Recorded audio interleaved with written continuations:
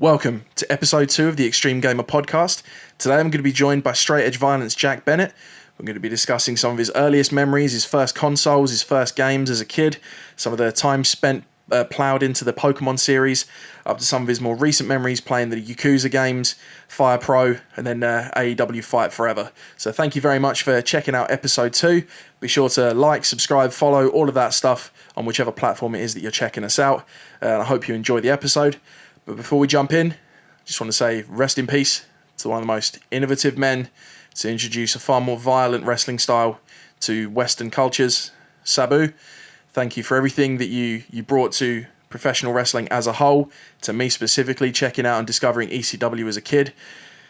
Your legacy will live on for a very, very, very long time. The mark you left on pro wrestling will stick around forever. So, rest in peace. Thank you once again. Ladies and gentlemen, former Fight Factory Wrestling UK Anarchy champion, and I think it's safe to say one of Toshuki Sakura's DIE and Big Japan Wrestling's regular Gaijin competitors, Straight Edge Violence, Jack Bennett. Jack, how you doing, man? Yeah, I'm good, man. Just ready to talk some games and nerd out a little bit, really.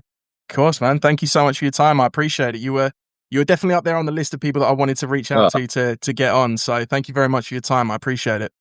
No, thanks for having me. All good, man. We'll jump straight into it. No hanging around. Get straight into your history with video games. So, what was the first game that you remember playing as a kid? First game, probably. Well, my dad had a Dreamcast, so it was either on the Dreamcast or Game Boy Advance.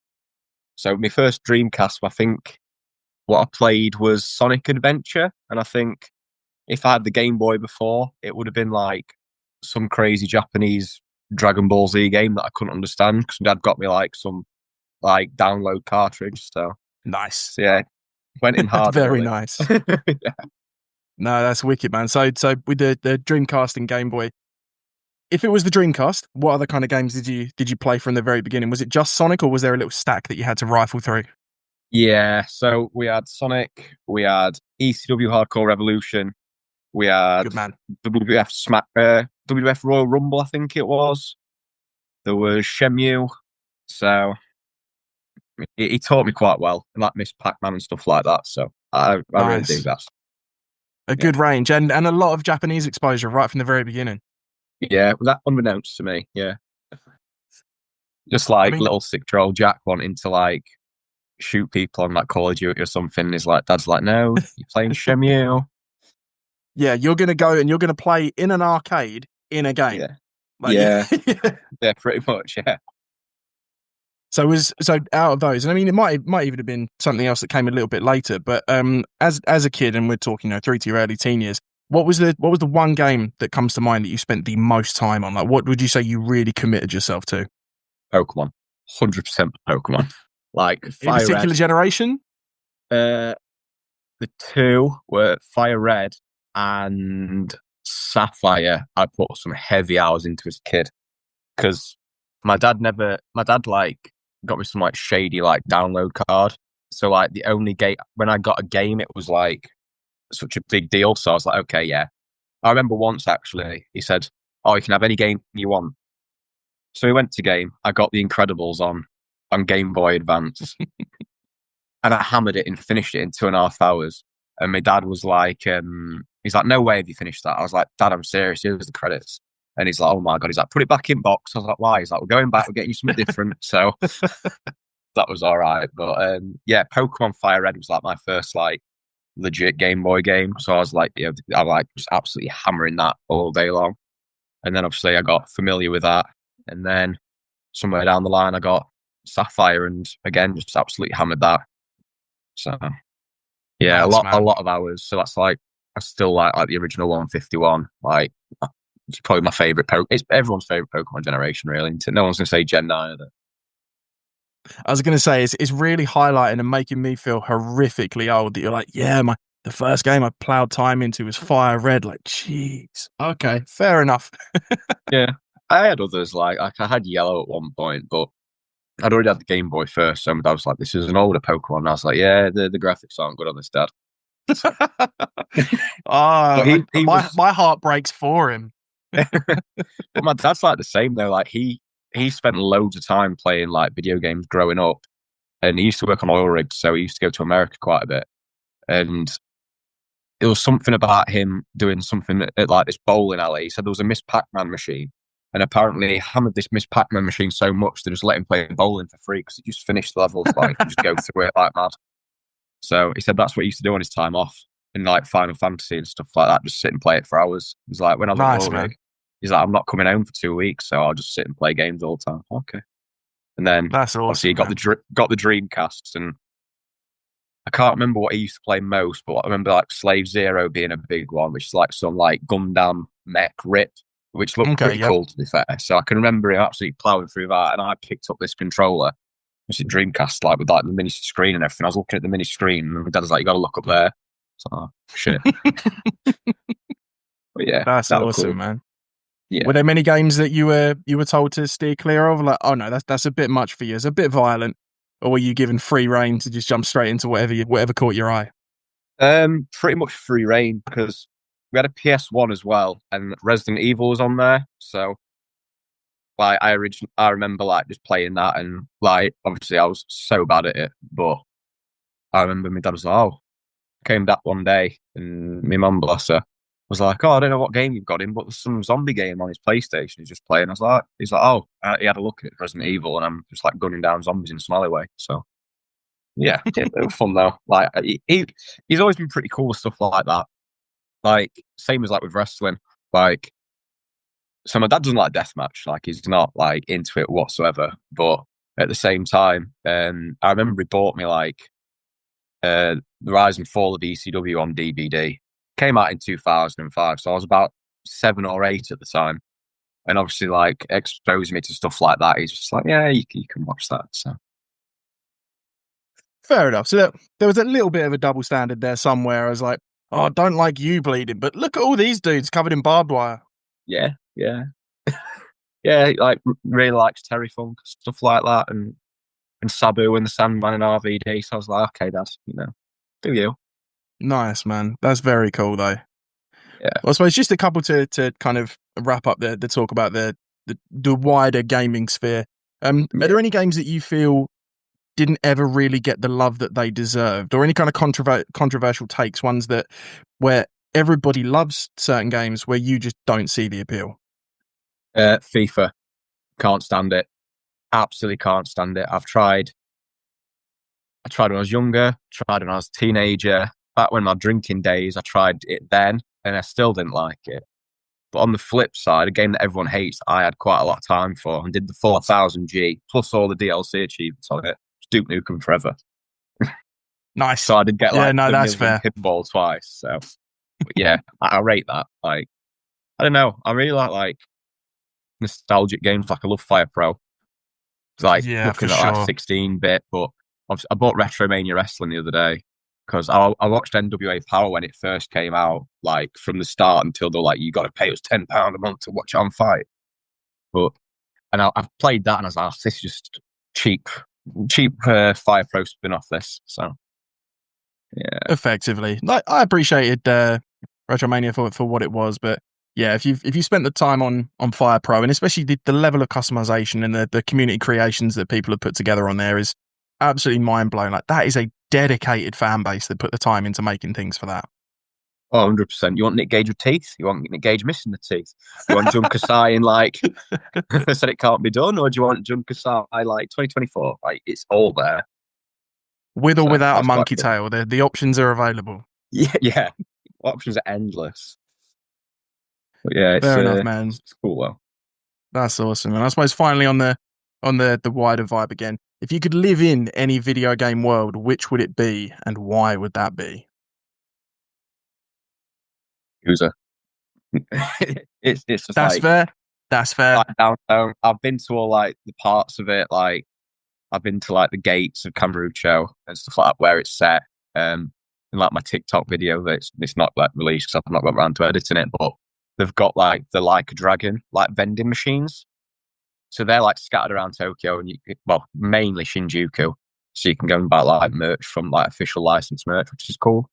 So Sick. obviously like Toei Cinema and stuff, it's like that massive one in the middle, and the Don Quixote that you go in, it's exactly the same one as on the corner. So Oh, that's I'd live fantastic, man. And that's a yeah, sensible shout as well. That's not too drawn out from reality. You can work with that. yeah, it's not like Ratchet and Clank ripped apart where I'm gonna have to bundle myself in a pod and start hitting people with a wrench to make my way around. No, choose a slightly simpler life. Yeah, steady. Fantastic. Well, after a little bit of talk about Fire Pro and some of your time playing the games on the Dreamcast, we'll jump into the more wrestling focused questions. So, would you say that Royal Rumble on the Dreamcast was the first wrestling game that you played, or did you ever get your hands on any others before that one? That was the first one I played. That was definitely the first one I played because I remember Kane and Undertaker were like so OP, and I remember my friend came around and played it with me, and he goes, "Who do you want to be?" I was like, "I'm going to be Jeff Hardy because he looks cool." And safe to say, in like 3 seconds, he'd absolutely mullered me up and down the ring. Just obliterated. Yeah, just his stats aren't good on that, but yeah, that's the first one I remember. And then I think I had Road to WrestleMania on Game Boy Advance or something. Okay, yep. Somewhere. And I think there's a Survivor Series game on Game Boy Advance and all. Mm-hmm. And that's really hard to play. I found my Game Boy about 3 years ago and tried to play it. I was like, this ain't no SmackDown versus Raw, man. This is getting back down. For sure. You have to really kind of switch off a lot of your brain for a lot of those. The handheld ones especially. Just really simplify it. Okay, let me remove all kind of technicality from my thinking here. Button mash, simple combos, slam, punch, go for the cover. Yeah. Yeah, I'm not hitting no finishers. It is literally chuck, clothesline, body slam, click go straight for the pin, yeah. Fair enough. Well, you say you went for Jeff Hardy in that particular encounter with your friend. Was he always your favourite wrestler to play as, or was there other kind of go-tos over the years? No. RV, especially on Hardcore Revolution, like Tommy Dreamer and RVD, I remember playing them like heavily. I mean, that game was broken as anything, but it was the first time obviously the barbed wire ropes were in. Mm-hmm. So that was really cool, and I enjoyed that. I said to my dad, I was like, "Why is there loads of knots in the rope, Dad?" And he's like, "It's not ropes, son. It's barbed wire." I was like, "That stuff in the field." He's like, "Yeah." I was like, "Won't that hurt?" He goes, "Yeah, that's the point of it." So, some can say it was all downhill from that point.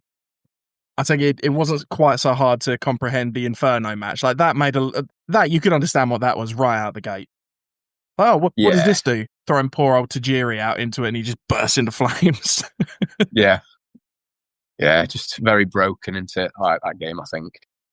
So, yeah, there's that. Sorry, I was just going to jump into the next one. So we've discussed the barbed wire. Played obviously the Royal Rumble from the Dreamcast game. What was your favourite gimmick match from? And this is throughout wrestling games as a whole. This is from current day to way back. Whether it be some of the absolutely horrific multi-man matches in like Warzone and Attitude that are they're just not viable. They're not playable. Up to more modern stuff, like some of the mods in 2K25, where I've seen even recently people stacking the best part of 15, 20 tables on the outside of a Hell in a Cell and throwing John Cena off of it. Yeah, I've seen that clip.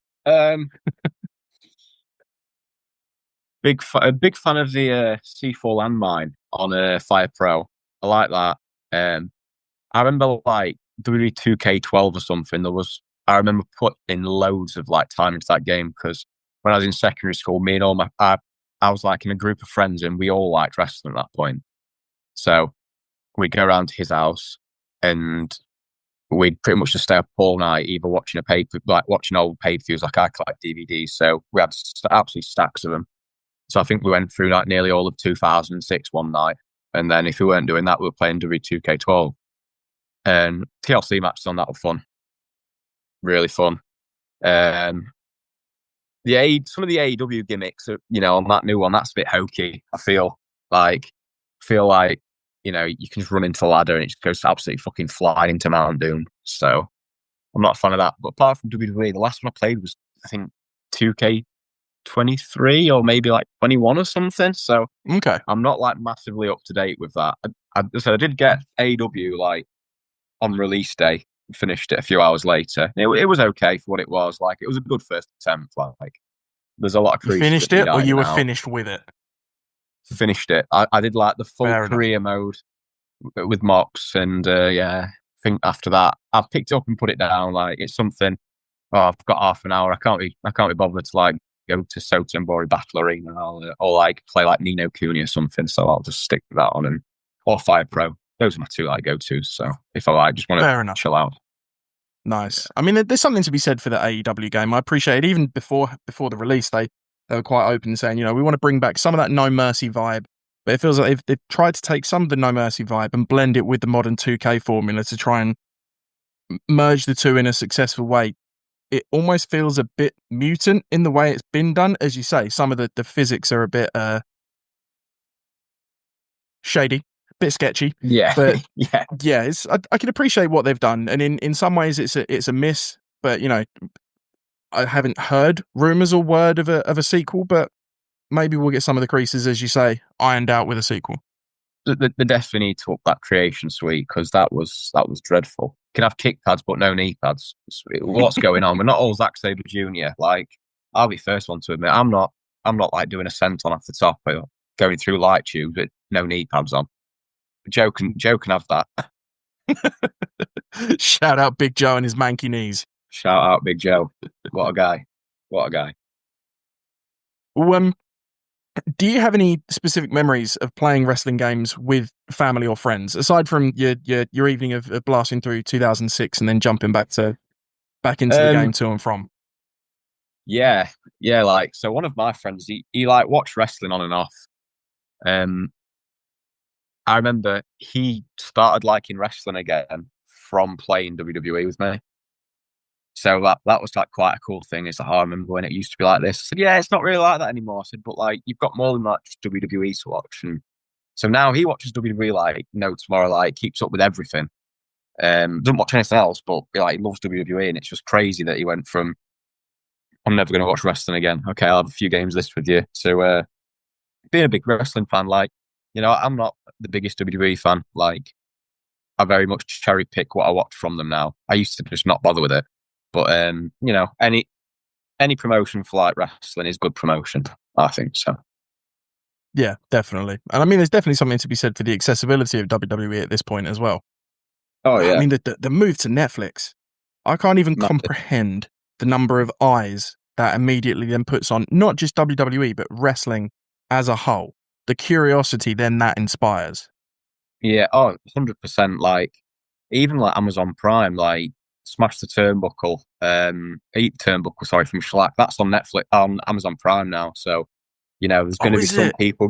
Yeah, yeah. So some people are going to be like, "Oh, what's this? The world's most violent band." It doesn't say the world's most violent band with pro wrestling. So there's going to be some geezer who probably listens to like Slayer every day, watching Schlack and going like, "This is hardcore as fuck." And going to Google Schlack and be like, "Oh, so that's what happens with filing cabinets." And, Yeah. No, I really Yeah. appreciate you letting me know that that's on Prime. I've been looking forward to watching that since he announced the release. So thank you very much for bringing that to my attention. And again, as Oh, well it's as good. Joe's manky knees, big shout out to Schlack and big shout out to his documentary. Everyone check it out. The human meat grinder. He loves the UK for cheese and fish and chips. He did tell me that in Cheese person. and fish and chips. Yeah, he says we do it pretty well. I was like, yeah, I get that. No, it was very, very cool seeing him only 15 minutes from home a few months ago. So that was great. Oh, I bet, yeah. Me and him, like, after King of Deathmatch World Grand Prix, we just sat at the merch tables talking for hours upon, like, music and, like, merch. And, like, he plays guitar, I play guitar. Like, we just showed each other, like, riffs that we've done. So that was really cool. Really nice guy. So, That's fantastic, man. Well, yeah. on the subject of violence and bloodshed and arguably stupidity, do you have any stories of totally ignoring the "don't try this at home" messages and trying it out on friends, family, or do you have any Yarder stories?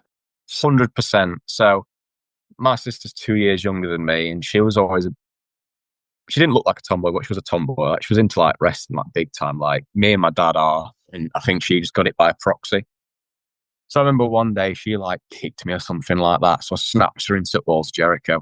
I must have been about 12 or 13 at this time. I think my dad was just like walked past the door like, oh shit. So probably shouldn't have been doing that, but or you have Break to them up wrestle or as a wait kid at till she school. taps. Yeah. I think referee stoppage got involved in that one. But yeah, there was always like play fighting in school when I was growing up. So, there might have been the odd pedigree here and there. So, but yeah, nothing like too crazy. I never really had any like yard stuff. Like me and my sisters used to wrestle on the trampoline. And when I was in school, I used to sell sweets and stuff. So I used to get like toxic waste, and the boxes were massive. So we'd end up like chucking each other through the boxes and stuff. But I think that's about it, really. I've never really been like the yarder, so to speak. Fair enough. Fair enough. What do you think is the most important factor in creating a good wrestling game? Is it the graphics? Is it the gameplay? Is it the roster? Or is there something else? I think it's just getting a feel.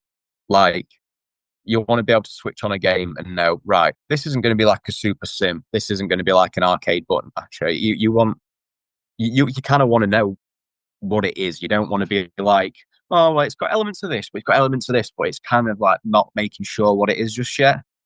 Like, I find when they start blurring the lines between stuff, that's when, like with AEW, I think if they went one way or the other, it probably would have been a lot better finished product than what we got.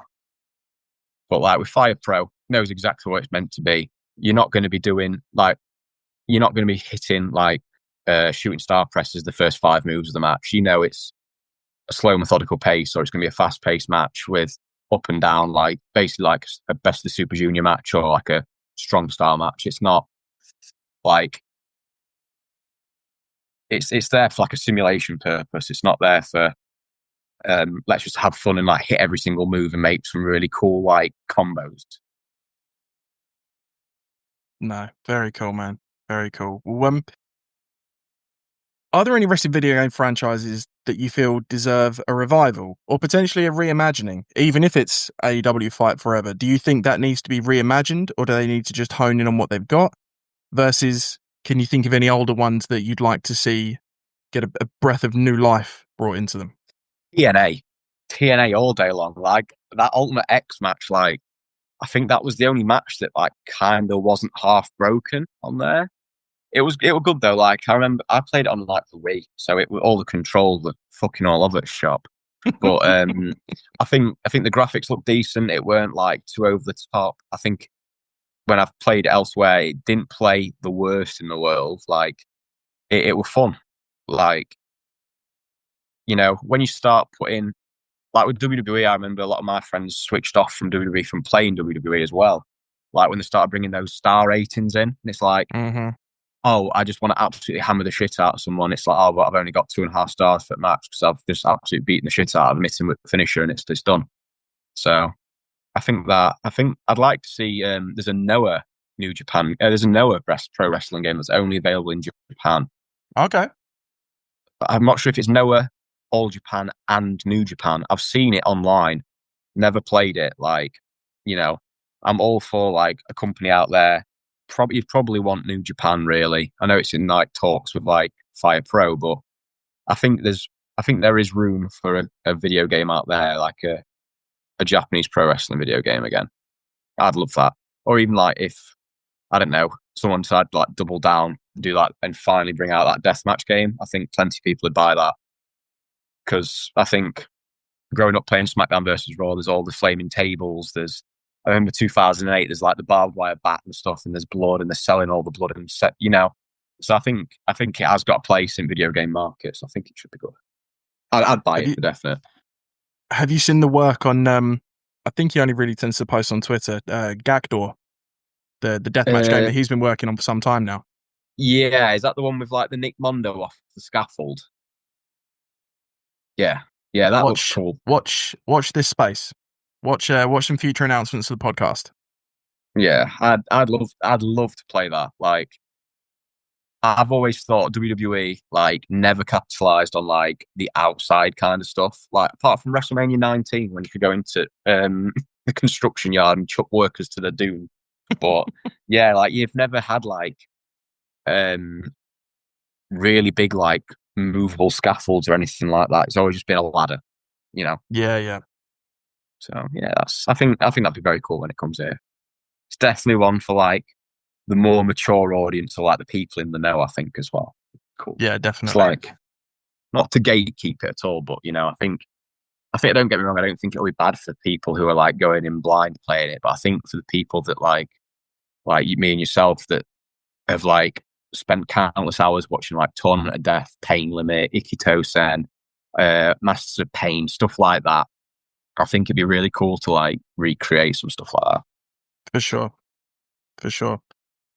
To start to wind down on some of the gaming questions, which wrestling game do you think had the biggest impact on the genre? Which one really switched it up and really brought? So, for example, the WWE series really cemented that as this series is here to stay.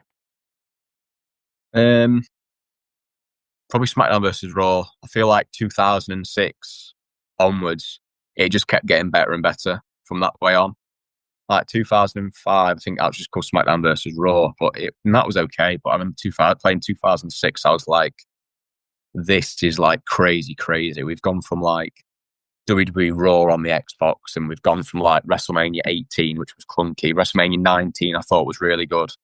Day of Reckoning 1 and 2, I think, are really underrated, but SmackDown vs. Raw 2006, I thought, I like where this is going. I can play this for a long time. It's hit its stride. Yeah. Oh, yeah. I think that's when the engines were firing on all cylinders there. And I think, I think that's probably when they realised as well, like, yeah, this isn't going to be like a 1 or a 2 like game thing. It's gonna be in for the long run. Obviously, like Jack's, I think was it Ukes then? Yep. Yeah, which is I think it's Jack specific into. Which is like what it's all. I know Jack specific's the guy. Jack just the toys, wasn't it? Yeah. I remember they had some part in it, but yeah, I was like, that's it. Yeah.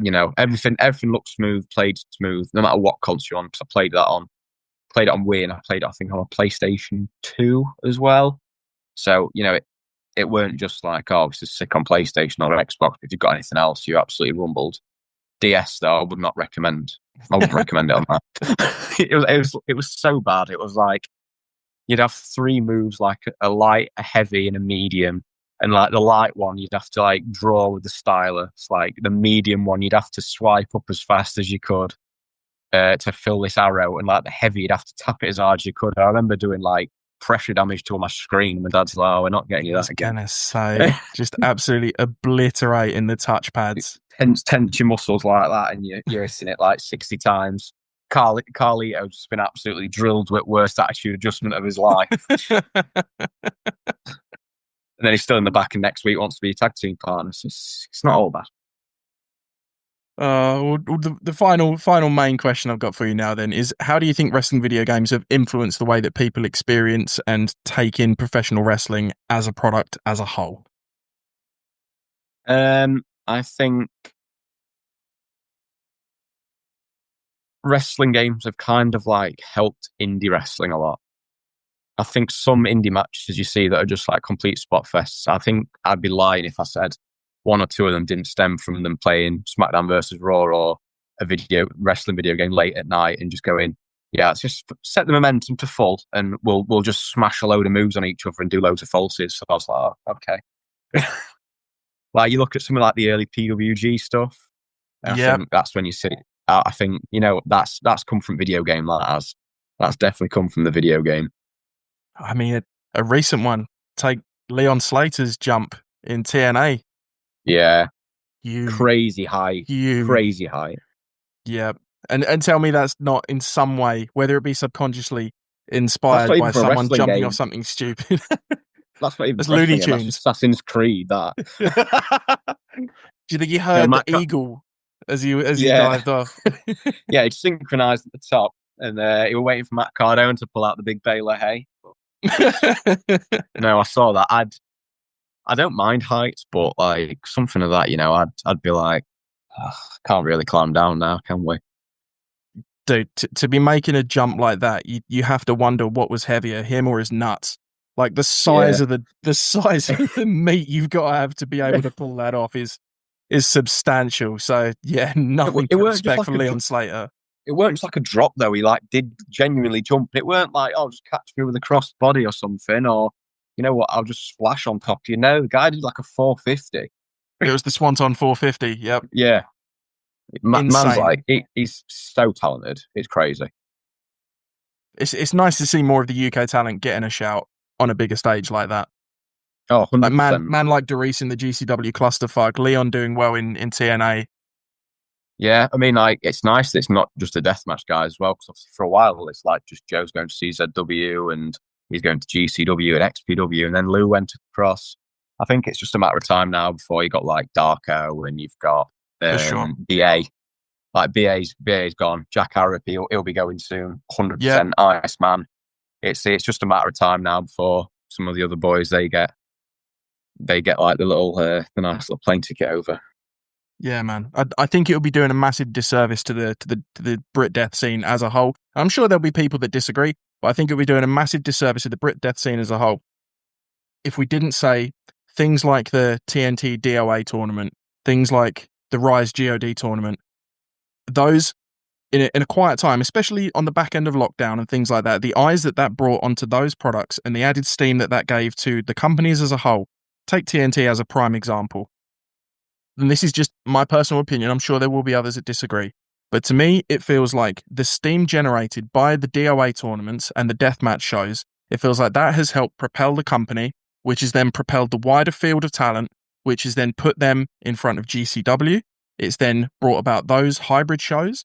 And it's also then put the rest of the talent in front of way more eyes that's then given them more and more opportunities. So I really think there needs to be a level of credit attributed to the Brit death scene as a whole for bringing far more eyes on the entire indie UK scene. Oh, 100%. 100%. Like, you look at people like Bleeding Gums bringing in like Necro Butcher. It's not been done. He brought Mickey Knuckles over. He's brought Joel Bateman over. He's brought Matt Tremont over. You know, I've got every faith in Gums. You know, if he says he's going to do something, he's going to do it. And whether he's going to push boundaries with stuff, it doesn't matter. He doesn't care. He will take that gamble and he will get them on that plane and bring them over, which is like the coolest thing. Like, that's like sharing the locker room with people as well of like that caliber. Like, I don't think a lot of people understand that, like, when you're putting them on your show, it's not just getting your show better. Like, you are getting your roster better. Like, they will learn from people, which is so For it's sure. nice. It's nice to be around people like that. For sure. Awesome, man. Well, to wrap things up, I'd like to jump into some quick fire questions. No deep thoughts, no deep elaborations, just your quick responses on this one. You ready to go? Let's go. Let's go. Firstly, Nintendo or Sega? Nintendo, Xbox or PlayStation? PlayStation, The best game in the Mario universe? Sunshine, Good shout. Good shout. What is the best racing game? Mario Kart, or WWE Crush Hour. Yes, there we go. There we go. Tee him up and someone will knock it home. Best Yeah. controller? Uh, Wavebird. Ooh, good shout. Worst controller? Anything by Mad Cats. The real ones will know. The real ones will know about Great shout.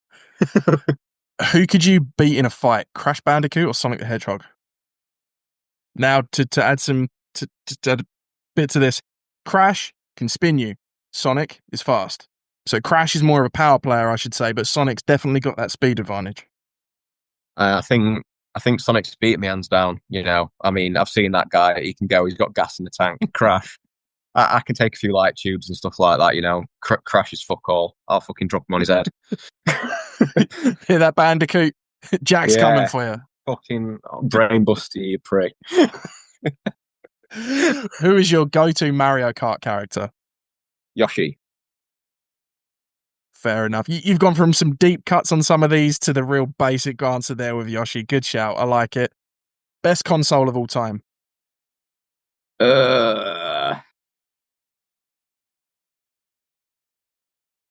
GameCube. Only Nice. for the versatility, Yeah, it had a great range. Still Yeah, well playable today. yeah, 100%. And then finally, this one I will afford you some thinking time. What is the best game of all time?